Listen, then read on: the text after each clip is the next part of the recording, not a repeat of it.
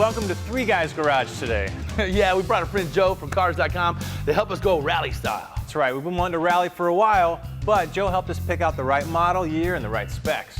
Yeah, this Subaru WRX STI does 0 to 60 in about 5 seconds before you get your hands on it. Yeah, well, we're going to put our hands all over it, so you guys stick around.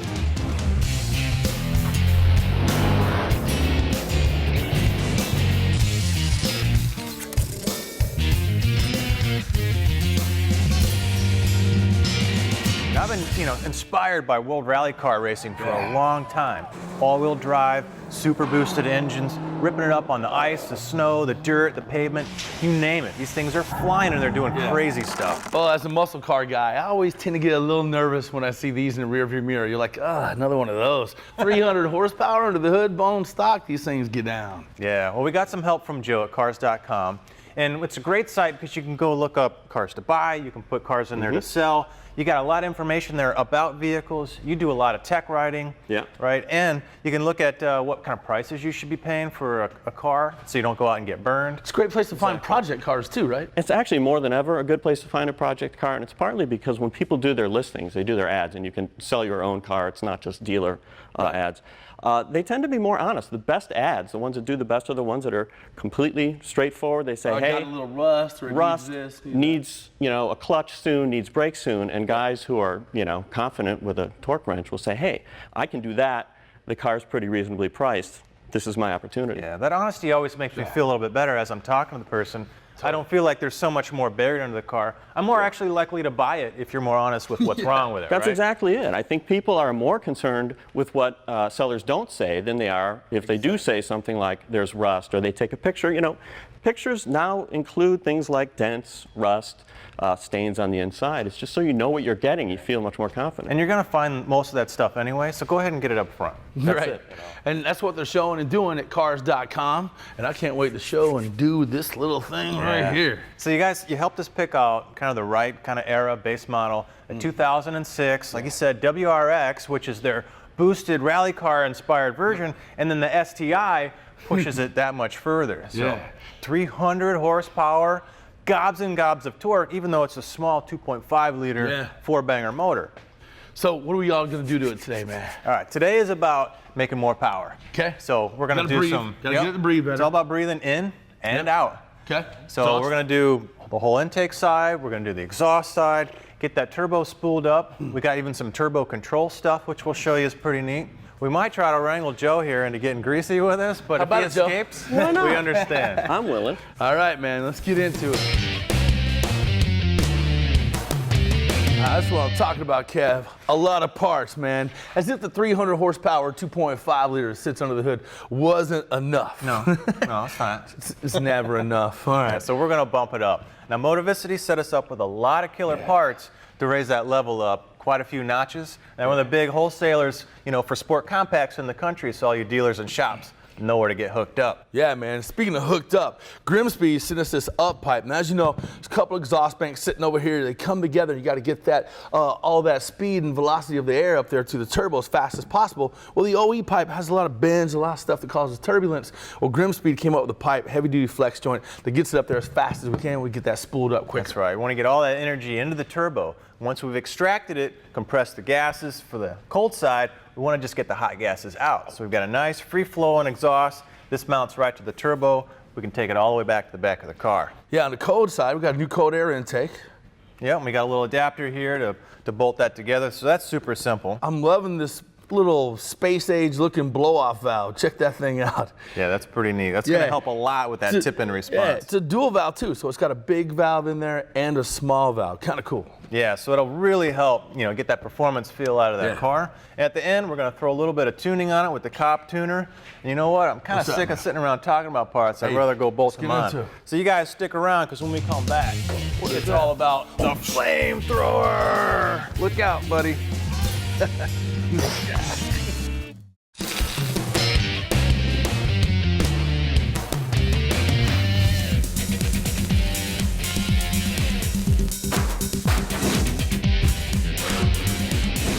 Today's tech tip is all about brake technology, brought to you by our friends at Brembo.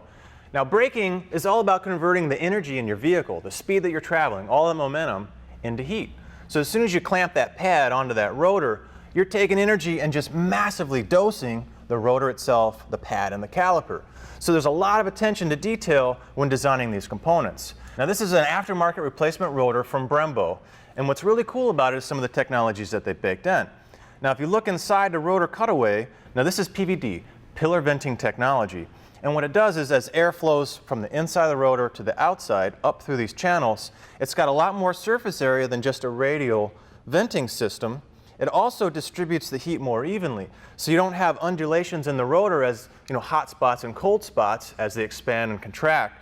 So you don't feel it in the steering wheel as you're shaking, as you're braking hard. It also gives it about 40% more durability and strength in the rotor itself.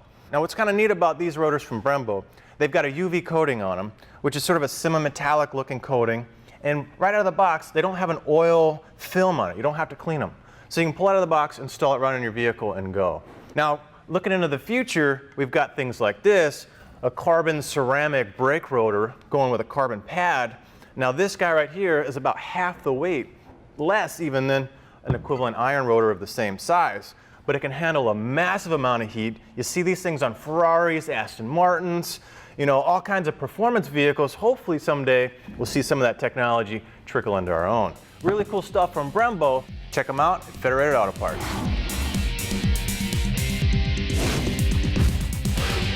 Get that last bolt, Willie? Yeah, man. All right. Hey, welcome back. Now we're pulling parts out from underneath this Subi. Now, if you've never seen one before, they're kind of an interesting configuration. There's a lot of four-cylinder engines out there, and this is one of them. But they're typically an inline four-cylinder, configured like this. Well, this actually takes two of the cylinders, from each half of the engine and lays them down flat, so it's a horizontal 180-degree spacing. Yeah, it's kind of interesting, man. Yeah, hadn't got to see one of these in here before. Yeah, and a lot of times they're called a boxer. If you look at the side of the engine, the cylinders on one bank are kind of doing this, like ready to knock someone out. Oh, rock'em sock'em robots. Exactly. All right, well now it's cleared out. You can kind of see the configuration a little bit. Now we got an engine on a stand we'll show you. But if you just look at the intake manifold, this red guy here, you see the two pipes going into each cylinder head. So it kind of gives you an idea of where we're going. You got two cylinder heads buried down there. And now you could actually see expose the turbo a little bit. So you see the exhaust coming back up, turning the turbine side, right? That's connected to a shaft. It's going to turn the compressor side. This is your wastegate actuator, which is going to basically give you the ability to blow off some of that if you boost too high. Obviously, if you don't have this, it's just going to keep spinning on to infinity and pop everything in its internals. So that's controlling how much energy you're actually extracting out of that exhaust. So on the compressor side, it forces that air up to this intercooler here, and that's going to come back out right here to your intake. Right, so you've cooled it off, you feed it on the intake side, but if there's any condition where you have too much boost, or maybe you back out of the throttle and you've got a lot of pressure in there, you can blow it off here with the blow-off valve. Now that's attached right here on the front of this intercooler where your pressurized gas is going onto the intake, and all you're doing is bypassing it back into the zip tube or the inlet of the compressor. So you just kind of recirculate it, but you can drop the pressure down to what you need. As soon as you open that throttle back up, this sort of blow-off valve closes, you build your boost again. All right, we got a couple more parts to start taking off here. We can do the cold air inlet kit, and eventually we're going to have to get this thing on the lift to start getting under those turbo bolts.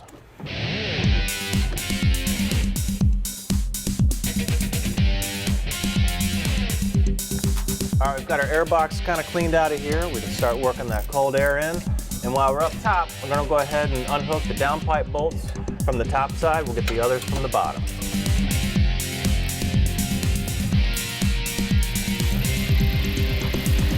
All right, we've got just about everything done upstairs right now. So we're moving to the bottom side, got the car in the air. And we got most of this exhaust loose. We got a little looby-loob on the little rubber bushings. And I think we got one, there we go. One last bolt. Something kind of noteworthy is it's got a lot of factory heat shields, a lot of OE heat shields. In order to get to some of these bolts and access some of the bolts, you actually have to get a lot of those off. And then once you get all those heat shields out of the way, you can access things like the O2 sensor. And then get this downpipe out of the way. And then the final two bolts to allow us to get that up pipe installed will come out. So right now, we could lower the car, get these final two bolts that hold the up pipe in, get that thing out of the way, and install that new one. All right, Now we can get this up pipe out. We can compare the two that we got side by side. The one from Grimspeed, as you can tell, big difference, not just in looks, but in performance as well. Here's the stock one, okay? You can see it, kind of crude looking. The one we got from Grimspeed, automatically you see the 1/2-inch flanges. It's 14 gauge steel, so a little bit better performance there. But here's where the real quality comes in this flex joint. When you start upping the boost and upping the horsepower on these stock ones, they'll tend to fracture here and crack, not be able to take the power. The one we got from Grimspeed really beefed up this component here to give you a top line performance, really zing that turbo up. Now, that's the up pipe. Let's look at what we did on the down pipe side.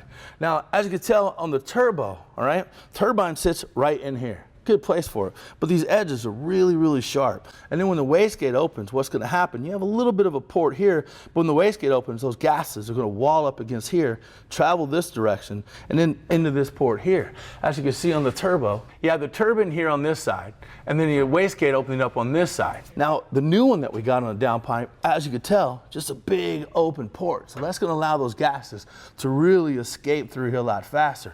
Not to mention the fact that the pipe itself is bigger, 3-inch mandrel bent, and you don't have the corks or the cats, as we call them, along with, you know, a nice little smooth flow as opposed to all these factory restrictions that you see in this OE product. So a big gain of performance as the gas escapes and as the gas and stuff winds up the turbo. So big improvements should be really notable on the car when we drive it. So we'll get this new stuff in and get this thing on the ground. Okay, now we got that new Grimspeed up pipe in, and we're gonna help that turbo spool up. Now we're gonna help those gases get out. We're gonna do that from our friends at Motovici. They hooked us up big with this down pipe. Now as you can see, this port allows the gas to escape out of there from the turbo and the wastegate a lot faster. So we'll get this pup bolted in here and get ready to get this thing on the ground. All right, now we've got my flamethrower already saving some time, bolted to the midsection of the pipe here. We've got our gasketed joint here. It's a typical exhaust gasket. It's an impregnated graphite into a perforated metal. Nice little joint here, and we're gonna raise this guy up and get this giant bazooka ready to flow some exhaust gas. Hey man, it wasn't even too bad to get all bolted on and together actually, man. It kind of went together pretty fast. We're gonna take a break. When we come back, we're gonna tear into that motor on a stand we were telling you about earlier. This segment of Two Guys Garage is brought to you by CRC Industries, makers of Brake Clean, the original aerosol brake parts cleaner. Hey, welcome back. Now, we're doing research on cars.com to pick out our Subaru. We did notice that there was several model years and configurations of these engines that had some head gasket problems.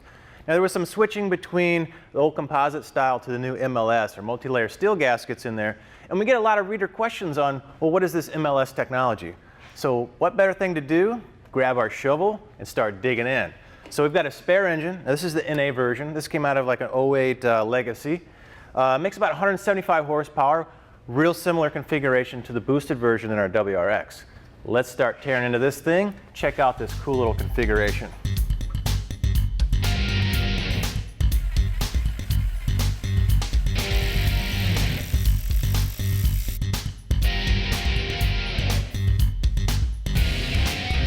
What do you think, Willie? You seen one of these before? Yeah, some composite gaskets, some multi-layered steel. Pretty cool stuff, man. You got your... I got my noisy cricket ready to blow off valve. Yeah, all right. Don't shoot me, brother. You do that, I'm gonna start buttoning this thing up, man. All right, like you said, we've got a composite gasket in our old Subaru engine. Now, composite gaskets work great. We've used them for a long time. And back when they were big, heavy cast iron engines, maybe cylinder heads, and you weren't making a lot of power, you could just clamp that sucker together and they do pretty good. But as power increased, over time, we've optimized these engines. They've gotten lighter, made out of aluminum. You're pushing on them a lot harder. You actually get a lot of head lift between the cylinder block and the cylinder head. And a lot of times the components are now aluminum, so you get a lot of thermal growth. So in the old days when you had a composite gasket, so it's a solid core steel, real thin, but it's got a fiber facing on both sides, usually a tin combustion armor, maybe stainless steel, or you might have even had a full-on and a raised sort of gasket embedded into your combustion armor to put a little bit more load right there at the fire ring. Now, composite gaskets were okay, but as you get more and more lift, that gasket, the fiber facing, gets squeezed, and as you get lifting, it can't recover. it can't fill that gap. So you end up getting a lot more head gasket leaks and issues. But MLS gaskets have come to save the day. Now we've got a full kit from Felpro, and this is their aftermarket version for this engine, which has a lot of improvements on it. Not only is it a step up in technology, but they've baked in a lot of features tuned to solve the problems of this engine. Now let me show you the construction of these. These are pretty cool. So multi-layer steel is basically because you've got multiple layers. So let's start with the top layer. And as you'll notice, you've got these beads. Now these are embossed in, and these are sealing, basically sealing beads. And this one here is for the cooling system. I've got one here for the combustion chamber. I can have one over here for a high pressure oil feed. Now what that is, now that it's embossed, it's a small spring. And that spring can kind of fill the gap between my head and my block. Now if I need to, with multiple layers, I can kind of add springs, and that's going to give me a lot more range of travel. So no matter how much head lift I have or compression, I can squeeze a spring, I can lift up, and I can still seal that gap. So I've got a stainless shim layer, and I've got a laser welded stopper ring right here on this shim gasket, and that's sort of a patented Felpro design. And what's nice about that is it keeps multiple layers, that shim layer, from compressing too far, yielding those little mini springs I've got, so I can keep that motion going. It also can apply an additional amount of load right where I want it, right around that combustion chamber. So I can do 2, 3, 4 layers, sometimes 5 layers on racing gaskets. Now I've got 4-layer versions here. This is pretty cool. So this is for the small block Chevy, so you can kind of see it lined up with the old school composites. What's neat, you can use the new technology on your old stuff as well. Got one for the LS, 1100, 1300 horsepower, no problem. And I've even got one of the Toyota NASCAR engines, which is really cool. Now, one thing to note about MLS gaskets, they do need a finer surface finish. The composite will, fill in a lot of those rough surface machining, so the OEs do really fine quality. RA is one of the measurements we use. But what's cool about the Permatorque MLS is that it's got a sort of a rubberized coating on it. It'll handle twice the roughness that the OEs require, so about 60 RA. So hopefully that answers a lot of your MLS questions, because they're really cool technology. But you know what? I feel bad Willie's working over there. I probably ought to give him a hand. All right, bro. What you got?